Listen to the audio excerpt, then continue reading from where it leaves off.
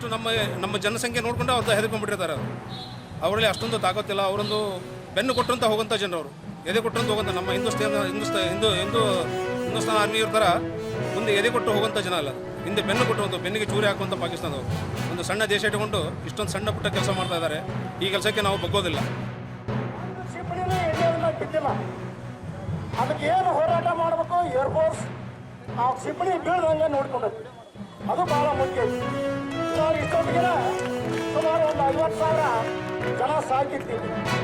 ಅದಕ್ಕೆ ಅಂಥ ಒಂದು ಘಟನೆ ಆಗದಂಗೆ ನಮ್ಮ ದೇಶದ ಏರ್ಫೋರ್ಸ್, ನೇವಿ, ಆರ್ಮಿ ಇವು 3 ಮಾಡ್ತಾ ಇದ್ದವು. ಅವರಿಗೆ ಆತ್ಮಸ್ಥೈರ್ಯ ತುಂಬುವಂಥ ಒಂದು ಕಾರ್ಯಕ್ರಮ ನಾವೆಲ್ಲರೂ ಮಾಡ್ತಾ ಇದ್ದೀವಿ.